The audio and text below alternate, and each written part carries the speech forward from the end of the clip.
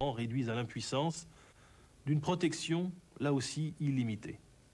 Mais comment expliquer l'ascendant de l'orateur populiste sur des officiers généraux, le plus souvent aristocratiques, et fiers de leur excellence professionnelle? Or, cet ascendant, loin de s'estomper avec le temps, se maintiendra tout au long de la guerre, malgré l'accumulation progressive des défaites. La séduction de Hitler est sans doute un produit complexe, où se mêlent la manipulation technique, la nostalgie d'un empereur perdu, et le pouvoir d'une sorte de sorcier moderne qui sait jouer de la faiblesse psychologique de chacun, de l'homme de la rue comme du Junker déraciné, de l'évêque autrichien comme du grand industriel de la Ruhr. Sans cette séduction, la société nouvelle de l'Allemagne hitlérienne se serait certainement décomposée dès les premières failles, comme le fit, à la même époque, l'Italie mussolinienne.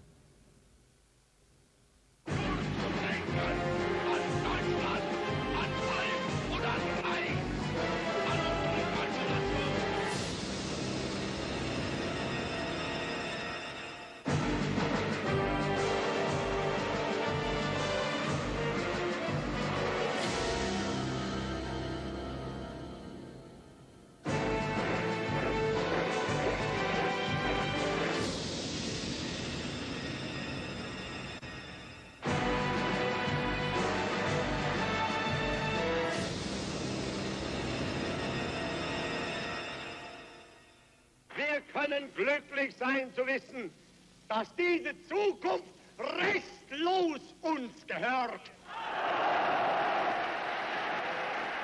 Ce que cet homme promet, les Allemands veulent le croire.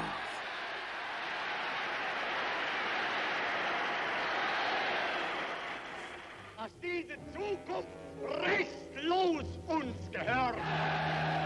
Sieg! Ce qui le rend crédible aux yeux de beaucoup n'est pas une approche sereine des choses, c'est la ferveur de sa parole. Seule la masse fanatisée peut être dirigée.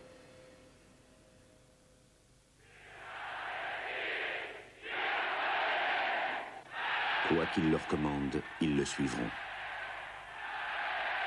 Jusque dans la pire catastrophe de leur histoire.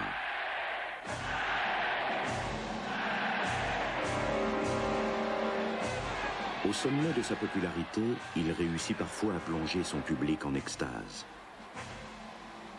Les esprits critiques se sont déjà tus. Ceux qui ne veulent pas se taire, on les fait taire. Aucune fausse note ne doit venir troubler l'harmonie recherchée entre le peuple et son fureur, son conducteur. Les objectifs sont archaïques. Les moyens sont modernes. Il a en permanence des caméras autour de lui. Toujours, elles ne montrent que les enthousiastes, jamais les autres qui sont à l'écart. Haute technologie des années 30, un émetteur portable en direct du show Hitler. On n'échappe pas au discours du grand séducteur, ni dans les lieux publics, ni dans les auberges, les bistrots, les usines et les bureaux. Non plus qu'entre ces quatre murs. Le Volksempfänger, le poste populaire y veille. Une radio bon marché, l'assurance que la séduction opérera sur tous. À quoi sert cette armée? C'est ce qu'explique son généralissime.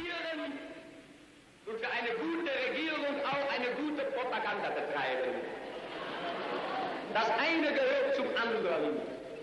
Eine gute Regierung ohne Propaganda kann ebenso wenig bestehen wie eine gute Propaganda ohne eine gute Regierung.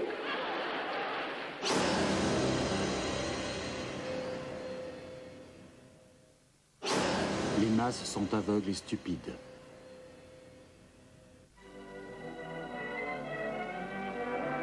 Le moment privilégié de son auto-célébration, le congrès du parti. Des blocs humains ont fait de décorum pour le grand prêtre du mouvement. L'ordre dans un monde chaotique, c'est la terrifiante promesse de ces images. La technique de glorification, elle fonctionne à la perfection. Une caméra mobile, juste derrière la tribune, fournit les images, appelées à séduire, du pompeux rituel. Des images faites pour endormir la raison.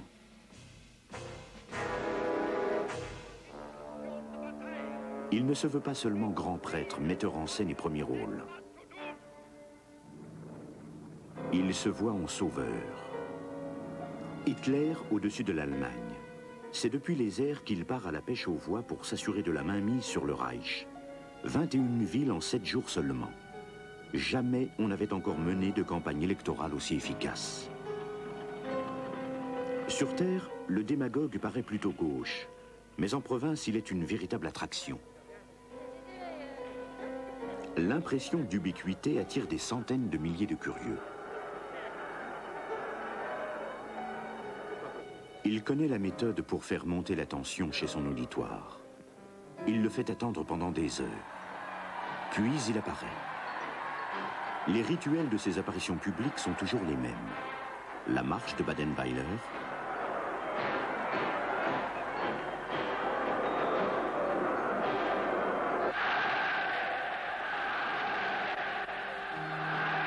le fameux salut allemand,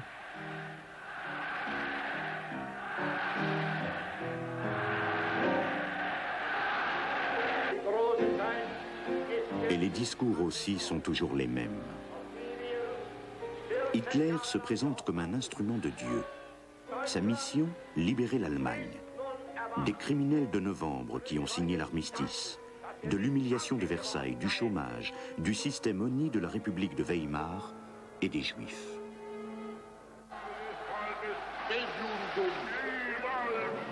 Unrecht von der Seite.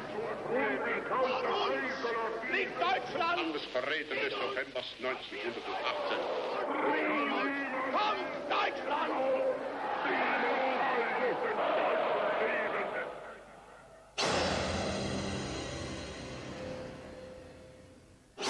Tout ce que j'ai fait, je le dois à ma seule force de conviction.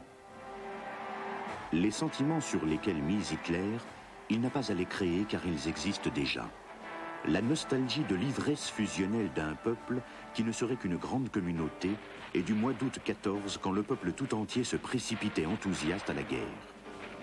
Le souvenir d'une guerre dans laquelle, malgré les horreurs, les barrières de classe semblaient s'être dissoutes dans la boue des tranchées.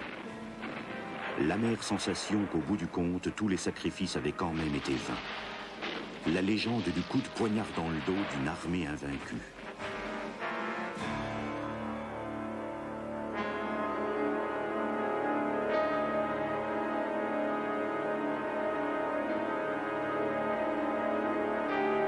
Le traumatisme d'une paix de Versailles ressenti comme un diktat. Le choc de la révolution de 1918. La ruine de l'ordre ancien. L'instauration d'une république mal aimée. La grande peur de la bourgeoisie devant le bolchevisme et le chaos. La peur de tout ce qui est nouveau, inhabituel, non désiré et qui déboule sans crier gare après la débâcle. La peur de la dévaluation monétaire et la peur du chômage.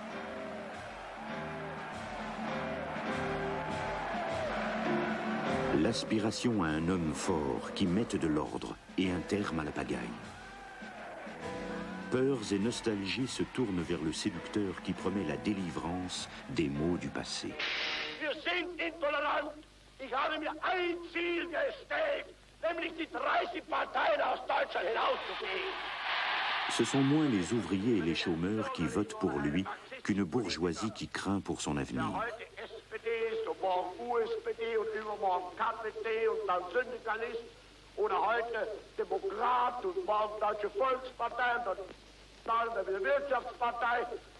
Sie verwechseln uns mit ihresgleichen selbst. Wir haben ein Ziel uns gewählt und verfechten es fanates, rücksichtslos bis ins Grab hinein. Damals hat Hitler a tenu devant nous un discours enflammé. C'était une réunion publique, comme on disait alors. J'étais extraordinairement impressionné, comme tout le monde autour de moi d'ailleurs. Aujourd'hui encore, j'ignore pourquoi j'étais aussi impressionné. Je suppose qu'il y avait dans ce discours je ne sais quelles idées qui nous avaient remués. Le lendemain, j'ai lu le discours. Il était reproduit dans le Leipziger Zeitung. Oui, c'est ça, le Leipziger Zeitung. Et là, je me suis demandé, mais pourquoi est-ce que j'avais été tellement enthousiasmé? Car à la lecture, il n'y avait pratiquement rien qui m'impressionna d'une manière ou d'une autre. Lorsqu'Hitler, désormais au pouvoir, tient sa première grande réunion publique, son porte-parole joue les reporters radio.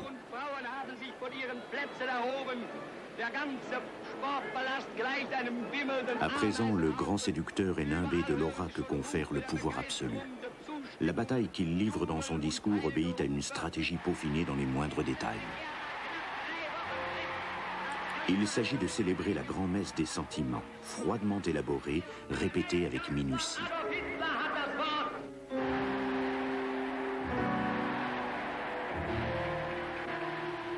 Dans une manifestation de masse, on doit éliminer la pensée, dit Hitler.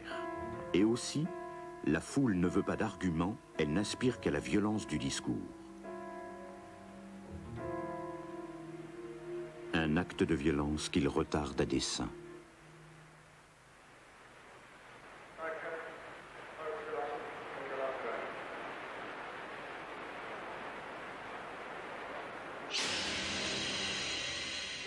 La masse est comme une femme, et comme une femme, je la soumets à ma volonté.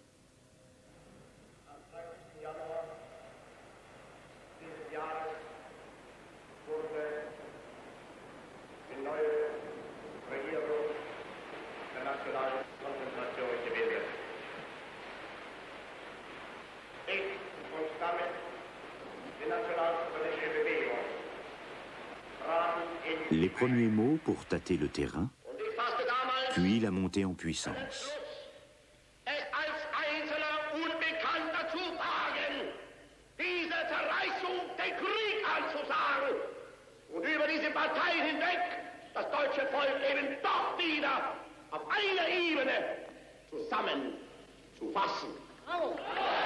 Ils ne sont pas nombreux, ceux qui se refusent à lui.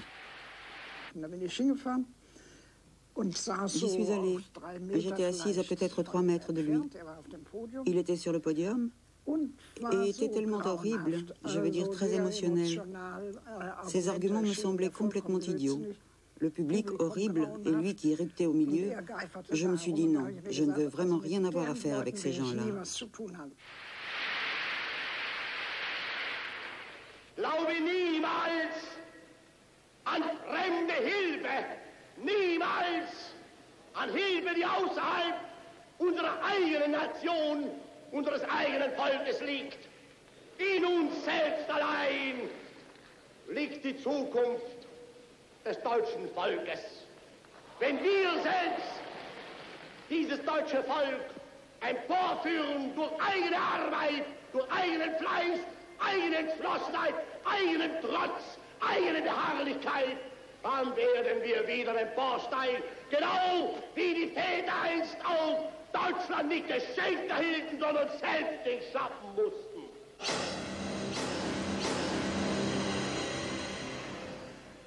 Jungs, geht ins Kino. Hört euch Il nous Hitler. disait, les mots m'allaient au cinéma. Écoutez Hitler. Hört Écoutez ses beuglements et écoutez la foule autour de lui. Et ensuite, fermez les yeux et imaginez-vous l'effet que cela fait à Londres. Nous fermions les yeux, terrifiants. De ce moment, on ne pouvait plus supporter Hitler. Prendre rien qu'un instant de la distance suffisait pour montrer cet homme tel qu'il était.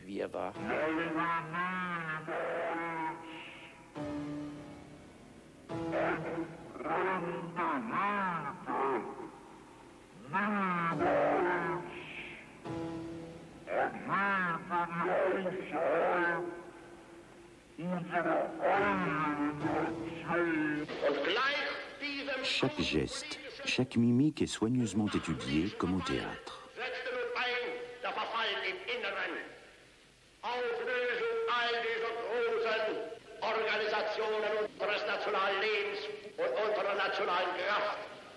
Der Verfall unserer Verwaltung, die Korruption hält nun ihren Einzug und parallel damit der Zerfall unserer Volksgemeinschaft, die Atomisierung unseres politischen... Beaucoup de ses auditeurs voient en lui une sorte de créature fabuleuse. Le même pouvoir de séduction, le même aspect inquiétant.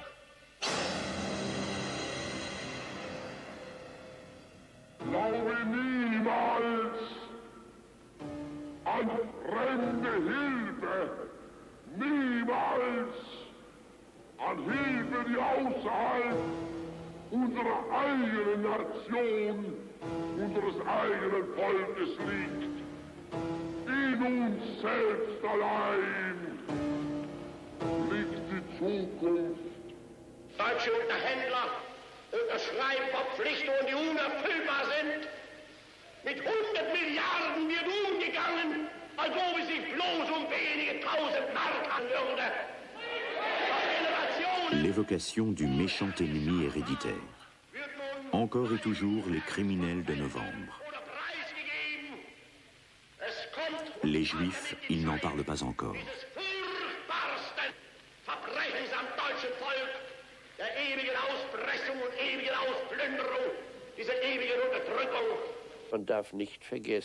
Il ne faut pas oublier que derrière toute sa rhétorique, c'était le fouet et le pistolet. Parce que personne ne pouvait parler contre. Ce discours n'était qu'un monologue de violence. Quelqu'un qui se serait levé et aurait dit « Monsieur Hitler » ou même « Pourquoi pas, mon Führer, est-ce qu'on ne devrait pas aussi considérer telle ou telle chose ?» Le jour même, il se faisait descendre. Cela pour dire que sa rhétorique était violente au sens propre du terme.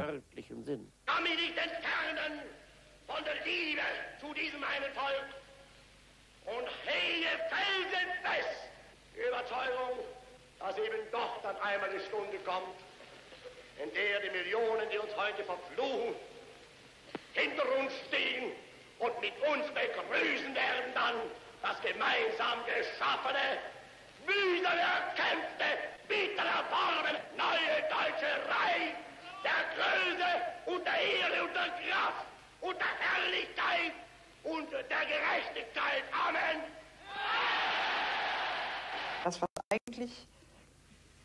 C'était cela, en fait, le plus pervers dans toute cette affaire. Car avec ce vide de tout idéal qu'il y avait en Allemagne, nous n'avions plus d'empereur, nous avions notre conscience nationale qui avait été tellement mise à mal. Une grande partie de la population était au fond très éloignée de la religion. Et je pense que cela, ça a été pour beaucoup une religion de remplacement qui a éveillé un enthousiasme très profond et aussi libéré tellement d'énergie. D'une façon très naïve, au sens de travailler pour vivre mieux et tout ça, mais que c'était un mauvais rêve, que ça avait un revers, une face très sombre, très négative. Ça, quand même, on le savait.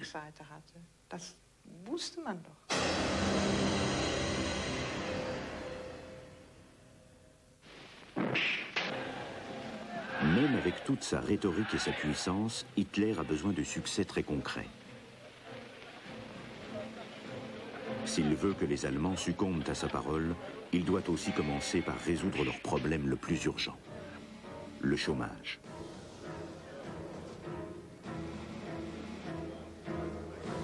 En janvier 1933, 7 millions d'Allemands sont à la rue, soit avec les familles, près du tiers de la population totale. Celui qui a encore un travail craint de le perdre. Mon père était employé dans une usine relativement importante et il touchait sa paye chaque fin de mois.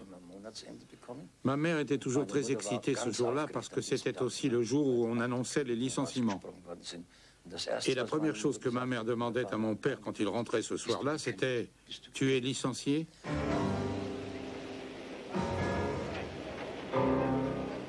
Je peux évoquer mon cas. Mes parents avaient un commerce d'artisanat et il n'y avait plus de commandes et les ouvriers avaient dû être licenciés.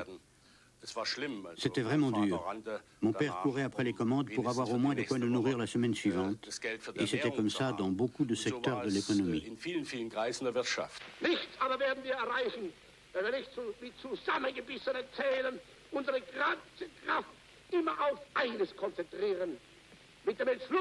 Un objectif qui nourrit l'illusion du travail à volonté. La Deutsche Autobahn, les autoroutes. La légende d'un Hitler bâtisseur qui aurait doté le peuple allemand d'un réseau d'autoroutes se maintient contre vents et marées depuis le printemps 1933. Tous les gens disaient que ce Hitler avait construit des autoroutes. C'est stupide. Les autoroutes existaient déjà. C'est un projet qui remontait aux années 20, qui avait été stoppé simplement parce qu'il n'y avait pas d'argent. Hitler n'a fait qu'en reprendre la construction. C'est tout. Das Ziel ist uns gesetzt. Deutsche Arbeiter fangen an!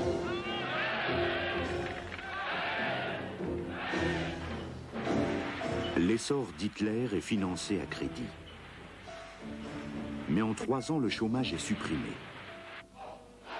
La propagande ne se prive pas de le faire savoir.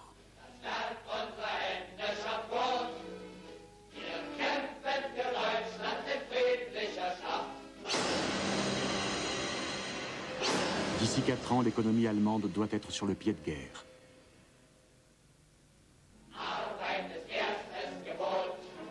Pour la plupart, les nouveaux emplois ne proviennent pas des barrages ou des autoroutes, mais de l'industrie d'armement. Viele werden sagen, ja, sie haben auch nicht alle Erwerbslosen unterbringen können. Ich habe das auch von Anfang an nicht gesagt. Ich sagte, ihr müsst mir 4 Jahre Zeit geben. Es ist sehr leicht zu sagen, alle Räder stehen still, wenn unser Arm es will. Es ist aber schwer, die Räder, die einmal stillstehen, wieder in Gang zu setzen. Il cherche à susciter la sympathie en faisant croire qu'il a lui-même été jadis ouvrier, ce qui indéniablement fait son effet. Ich bin aus euch selbst herausgewachsen. Bin einst selbst unter euch gestanden. Bin in 4,5 Jahren Krieg wieder mitten unter euch gewesen. La vérité dérange quand le mensonge convainc. Nicht die intellektuellen Schichten haben mir den Mut gegeben, dieses gigantische Werk zu beginnen. Sondern das kann ich sagen, den Mut habe ich nur gefasst, weil ich 2 Schichten kannte, den Bauer und den deutschen Arbeiter.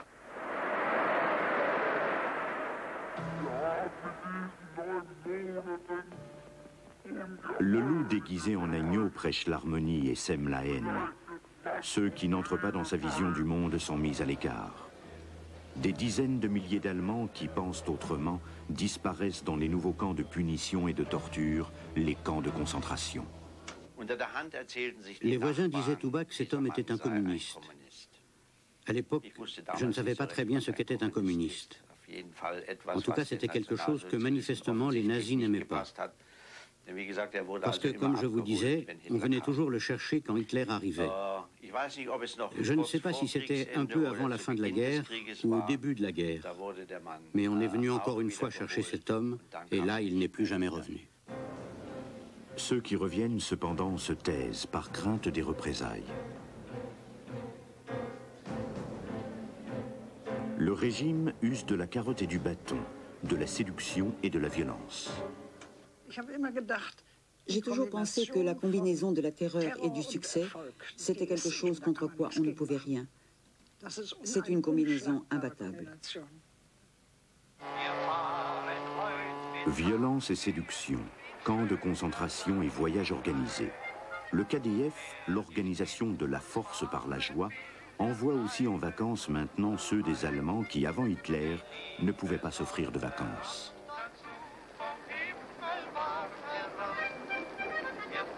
Le tourisme d'État, un grand succès de la propagande. La recette fonctionne. Une de mes sœurs a fait un de ces voyages. Normalement, ça coûtait 60 marks. Et je ne sais pas comment ils ont fait, mais ils ont eu un billet pour 40 marks. C'était quand même pour 8 jours, et chaque jour, l'orchestre de bord jouait « Réjouissez-vous de la vie ». Et vraiment, c'était un truc fantastique. Et quand on avait fait un voyage comme ça, on était vraiment enthousiaste.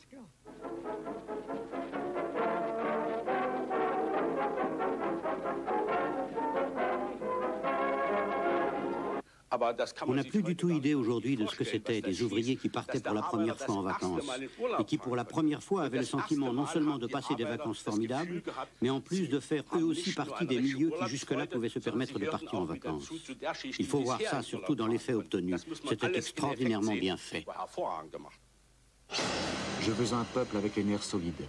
Il n'y a que ça de vrai pour faire une grande politique. Des nerfs solides, le peuple en aura bien besoin, car ce personnage a encore des visées sur lui. La détente, c'est bien, le contrôle, c'est mieux. Même sur les mers du globe, la surveillance ne se relâche pas. Des vacancières allemandes flirtant avec des Siciliens? Scandaleux. La réputation de la femme allemande est en jeu. Rapport à Berlin. Des vacanciers désobéissants ont changé de l'argent au noir. Rapport à Berlin. Avec nom, adresse, montant échangé.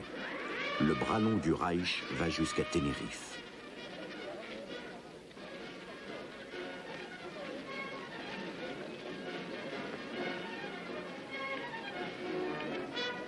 Et voici un autre secret que révèlent les rapports des mouchards.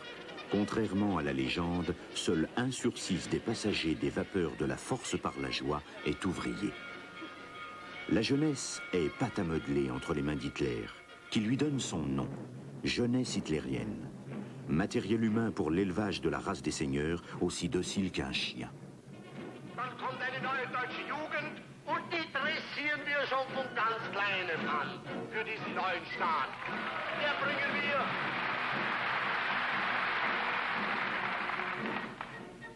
Der bringen wir ganz neue Gedanken von vornherein schon bei. Dann nehmen wir sie sofort in die Partei oder in die Arbeitsfront, in die SA oder in die SS, in das NSKK und so weiter. Und sie werden nicht mehr frei ihr ganzes Leben. Mais le principal, c'est l'enthousiasme. La liberté n'est pas un idéal pour le grand conducteur et ses zélateurs. Après tout, les manipulés doivent eux-mêmes devenir des manipulateurs.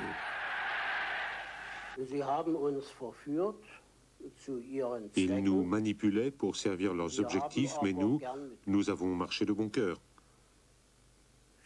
Beaucoup, comme moi, n'ont opposé aucune résistance, n'ont pas vu de possibilité, de raison de se défendre, et sont dès lors devenus à leur tour des fureurs, des conducteurs et des séducteurs des autres. Et quand on a été comme moi pendant 2-3 ans, un de ces conducteurs de fanion très appréciés, on a aussi manipulé les autres gamins, on les a fait marcher dans le système. C'était un peu comme une chaîne qui commençait en haut et continuait jusque tout en bas. Wir wollen ein Volk sein. Und ihr, meine Jugend, sollt dieses Volk nun werden. Wir wollen einst keine Klassen und Stände mehr sehen. Und ihr dürft sie in euch schon nicht mehr groß werden lassen. Wir wollen einst ein Reich sehen. Und ihr müsst euch schon dafür erziehen. Wir wollen, dass dieses Volk einst gehorsam ist. Und ihr müsst euch in den Gehorsam üben. Wir wollen, dass dieses Volk einst friedliebend und aber auch tapfer ist. Und ihr müsst friedfertig sein. Chaque génération doit avoir une fois fait la guerre. Quand le Führer parlait, quand il plaçait son espoir dans la jeunesse, on se sentait personnellement concerné. On se disait qu'on allait prendre l'avenir à bras-le-corps, qu'on allait soi-même mettre la main à la pâte.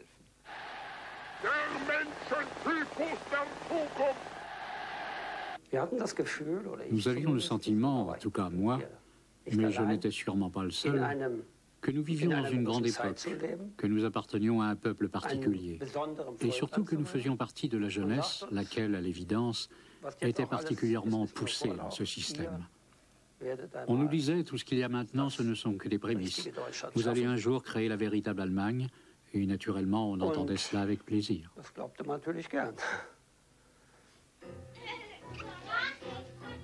Hitler n'a pas inventé les mouvements de jeunesse, mais il s'en sert. Compétition et camp de toile, aventures, sports et jeux, loin du domicile familial.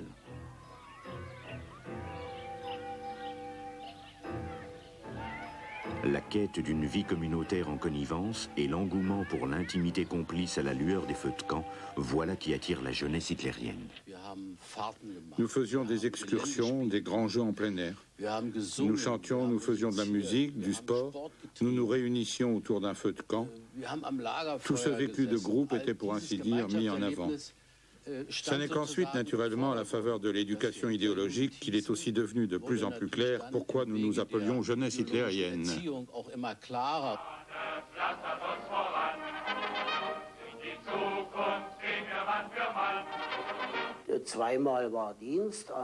On avait 2 fois service, le mercredi et le samedi, et comme je suis très vite devenu à mon échelon Führer, conducteur, j'avais en plus le service des Führers le lundi.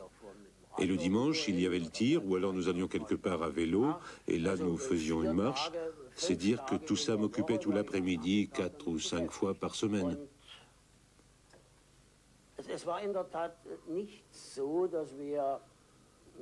Et c'est vrai, nous n'avions même pas le temps de réfléchir à tout ça, à ce que nous faisions, que déjà il y avait autre chose.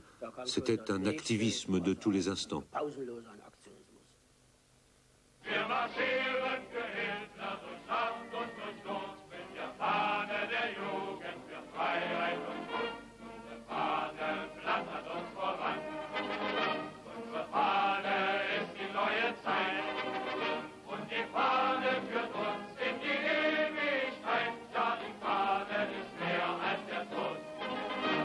Cette invitation pernicieuse à la mort, à faire peu de cas de la mort. Notre drapeau est plus que la mort, et l'Allemagne est de toute façon plus que la mort, et notre Führer est plus que la mort. Cette séduction perverse était la pire de toutes.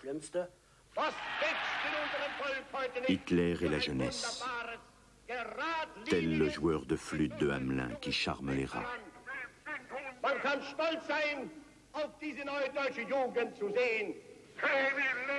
Vor uns liegt Deutschland, in uns marschiert Deutschland. Ihr seid Blut von uns, Fleisch von uns.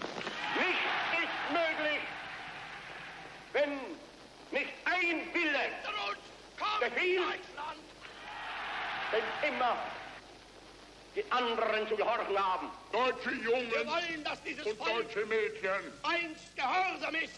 Und ihr müsst euch in den Gehorsam üben. mutig zum Fleisch. Ils pouvaient comme cela nous faire entrer toutes leurs thèses dans le crâne, que nous autres, Allemands, la jeunesse allemande, étions la meilleure jeunesse du monde. Naturellement, que nous étions meilleurs que les autres, que nous étions plus sains que tous les autres, etc. Et ça, c'est des choses qu'un jeune aime bien qu'on lui dise. Et il a besoin d'un correctif, mais il n'y en avait pas. Et là où il y avait un correctif, comme c'était le cas dans beaucoup de foyers, les jeunes pouvaient se rebeller puisqu'ils avaient l'État qui les appuyait. Des grands jeux de plein air, le pouvoir fait des jeux de combat. Et des jeux de combat, au final, des exercices paramilitaires. Dressage à la guerre d'Hitler. Déjà, avant, nous faisions beaucoup de sport. Et maintenant, justement, s'ajoutaient au sport les sports de combat. Le tir à petit calibre. Ça nous plaisait bien. Et puis, c'était les marches à la boussole et à la carte. En fait, nous étions tous très enthousiastes. Apprendre à lire des cartes pour un front qui n'existe pas encore. Parfois, des officiers de la Wehrmacht prodiguent leurs conseils. Musicalement, l'objectif est déjà défini.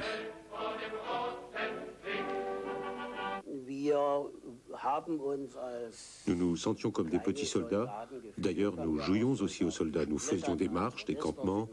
Nous avions l'équipement, des fusils, d'abord des carabines à air comprimé, puis des fusils de petit calibre. Et c'est comme ça que petit à petit, nous nous sommes retrouvés soldats.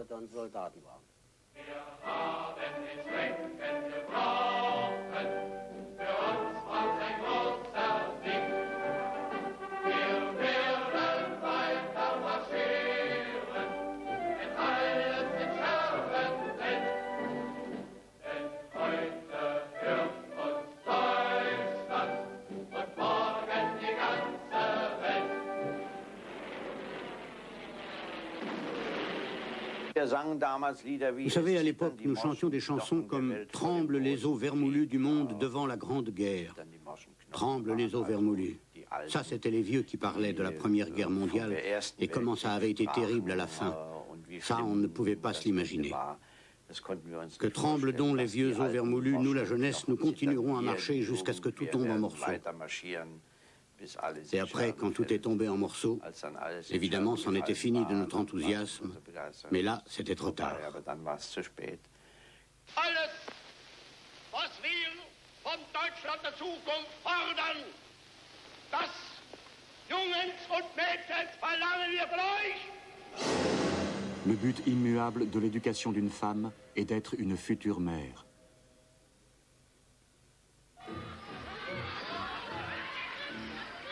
Tel est le devoir que le Seigneur du peuple des seigneurs impose aux femmes, obéir et enfanter.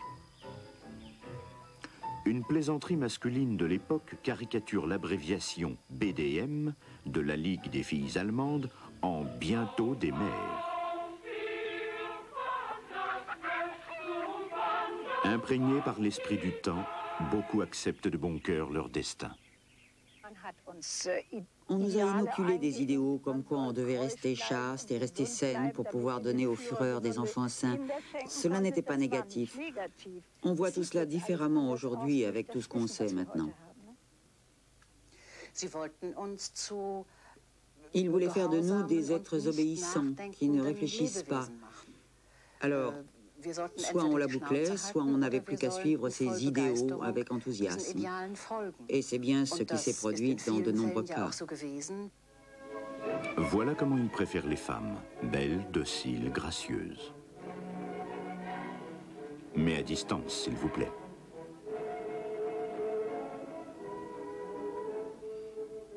Elles, par contre, se pressent autour de lui. Qu'est-ce donc qui anime ces femmes? Un besoin de contact physique? Ou plus? Et les premières étaient déjà juste en bas de la tribune. Et moi, je suis arrivée tout près. Et j'ai tenu le Führer par la manche. Et je l'ai tenu très fort, longtemps. Et c'était comme si une force magique émanait de lui. Nous aurions pu donner la main au Führer. Je n'avais pas eu la main. J'avais eu seulement la manche. Et sur les images, on peut voir aussi à quel point ces jeunes femmes étaient bouleversées. Oui, pour elles, c'était un événement très, très important. Épanchement de sentiments extatiques. L'idole reçoit les hommages. Les femmes, Hitler les veut apolitiques. Celles-ci se conduisent déjà comme telles. L'intellect ne compte pas chez une femme. Il avait besoin des femmes comme machines à enfanter pour faire marcher les usines d'armement. Un point, c'est tout. Il les a toujours méprisées. Il n'avait aucune relation de quelque sorte que ce soit avec les femmes. Elles étaient soumises aux grands machos et ne jouaient aucun rôle.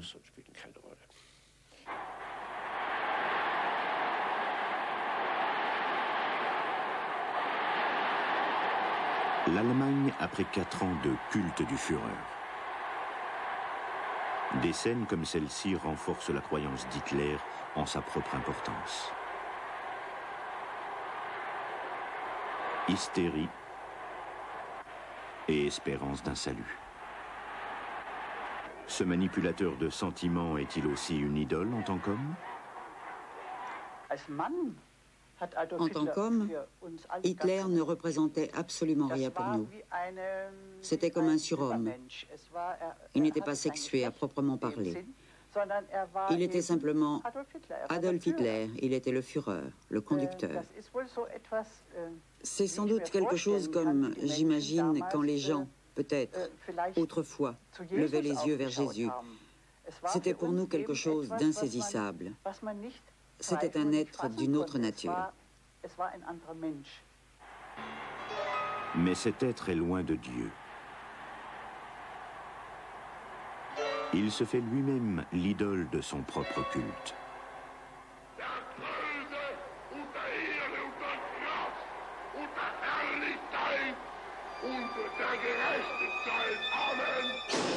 L'œuvre commencée par le Christ, je la conduirai à son terme. Et particulièrement les femmes, il avait un grand pouvoir d'attraction.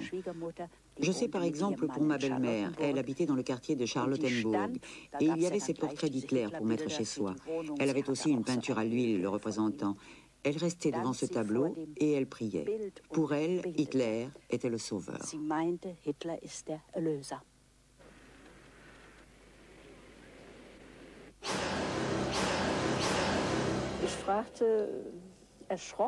Et j'ai demandé, effrayée, À mon père, qui écoutait lui aussi ce discours, qu'est-ce que c'est? Qu'est-ce que c'est? Et mon père a dit, eh bien, c'est le Führer. Mais savoir si c'est bien lui, ça, c'est la question. Il n'est peut-être que le vecteur d'une autre puissance, une puissance sombre, destructrice, satanique.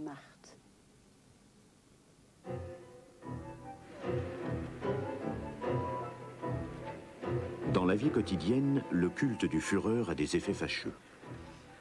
De nombreux Allemands s'émeuvent des à côté déplaisants du régime. Mais seuls les petits Hitler sont haïs.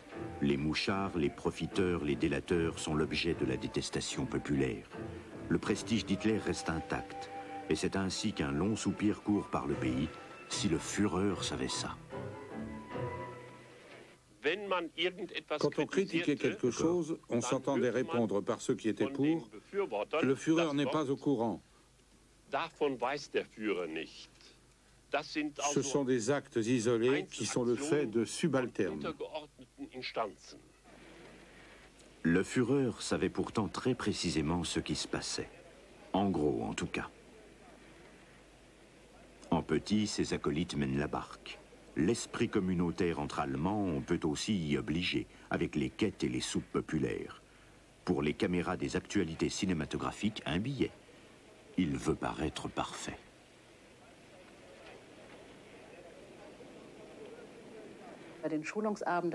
Dans les soirées de formation, ça commençait par le fait que notre Führer était né le temps à Braunau, sur l'Inn, et quel être fabuleux c'était, et qu'à Vienne, il ne buvait que du lait.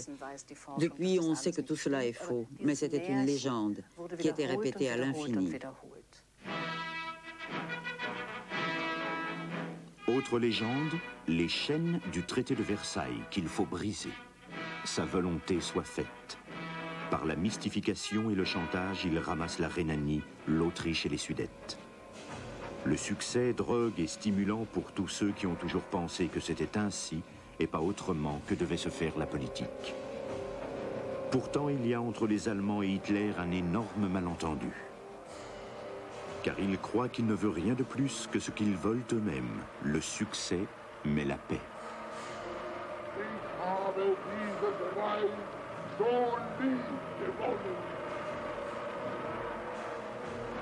Mais il veut plus que ce Reich.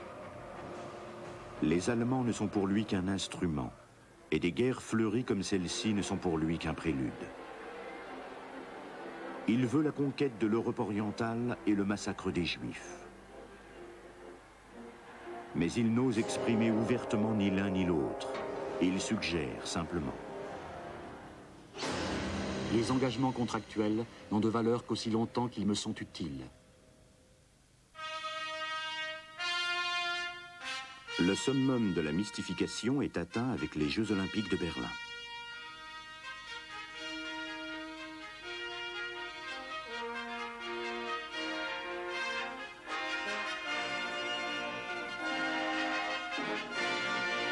Là, c'est le monde entier qui est aveuglé. Le décor pour la pièce de la belle apparence. Les faucons font s'envoler les colombes de la paix. Ich verkünde die Spiele von Berlin zur Feier der 11. Olympiade neuer Zeitrechnung als eröffnet. Il aurait bien parlé plus longtemps, mais le CIO ne l'a pas permis.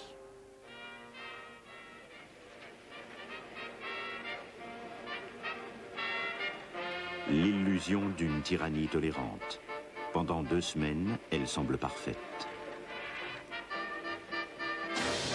Il y avait ça.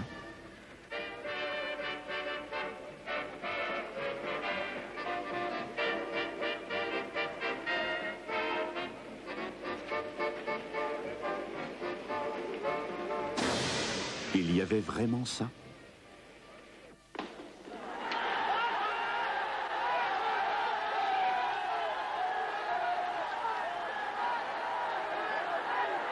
Quand des hommes noirs, vifs comme des lévriers, lâchent les Ariens sous les yeux d'Hitler, le dictateur feint le fair-play. Il est bien un peu aigrelet, mais au moins il applaudit. Il préfère quand même voir ça.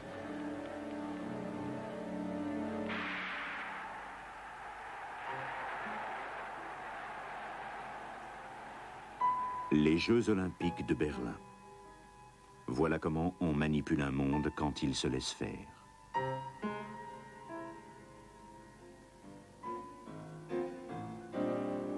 En ces mêmes journées, le chancelier de la paix dicte une directive enjoignant à l'armée allemande d'être prête au combat dans 4 ans.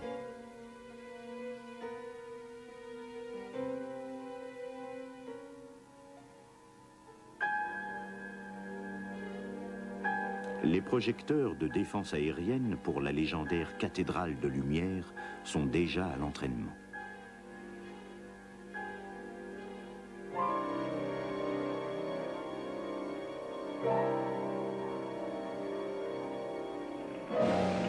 Deux ans plus tard, le masque tombe.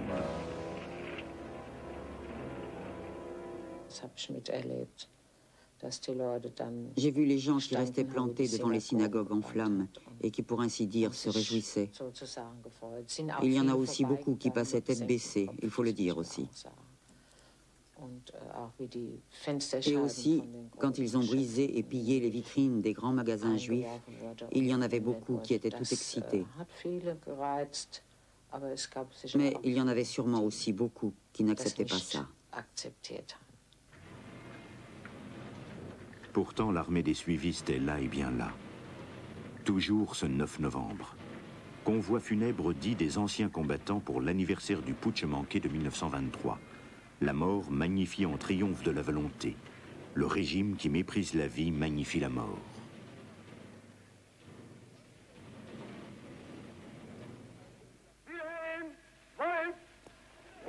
Au centre de ce culte funèbre, le metteur en scène et acteur principal.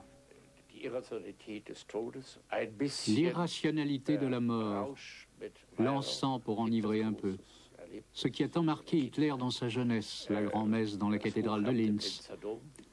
Et puis Bayreuth, ambiance nocturne, surtout pas de clarté diurne, pas de clarté du tout d'ailleurs, et aucune lumière jusque dans le moindre recoin. La nuit, certains Allemands se sentent comme ennoblis.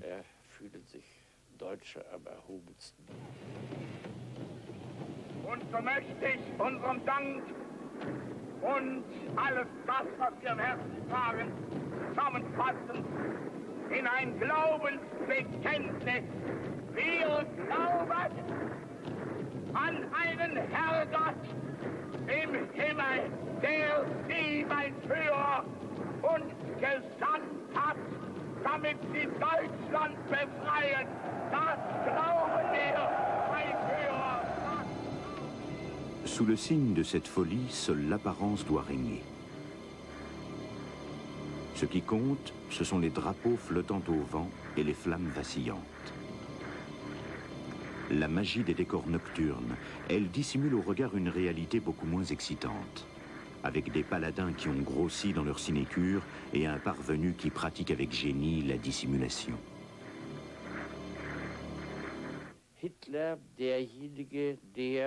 Hitler, cultivant chez lui ce que Théodore Fontane tenait pour la première qualité de l'homme, l'autodérision, impensable. Il est en toute chose le contraire de cela.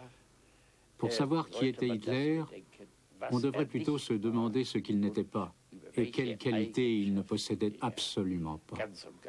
L'esprit, la grâce, le don de la conversation, l'urbanité, etc., hors de question. Ihr müsst heute vor die Welt treten, mit mir und hinter mir, und müsst ihr feierlich erklären, wir wollen nichts anderes als Ruhe, wollen nichts anderes als uns unseren Aufgaben widmen können, wir wollen nichts anderes als Friede. Hat heute Nacht zum ersten Mal auf unserem eigenen Territorium auch mit bereits regulären Soldaten geschossen. Seit 5:45 Uhr wird jetzt zurückgeschossen.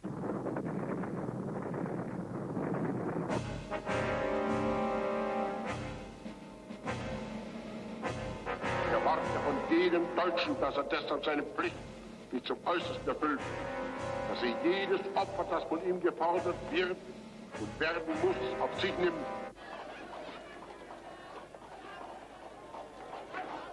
Das deutsche Volk ist wieder stark geworden. Herr und segne unseren Kampf. Sieg oder werden wir dieses Ende nicht erleben. Ich will nichts anderes jetzt sein als der erste Soldat des Deutschen Reiches.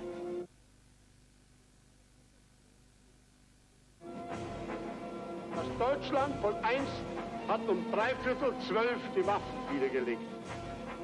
Ich habe grundsätzlich immer erst 5 Minuten nach 12 aufgehört.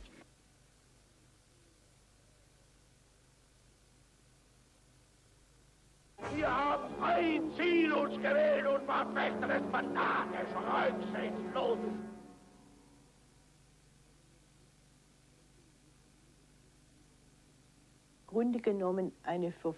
Dans le fond, ça a été un dévoiement de tout ce qui nous avait été légué en fait d'éducation éthique et humaine. Je tiens ce dévoiement pour beaucoup plus grave que les aspects purement extérieurs du piège de séduction dans lequel nous sommes tombés.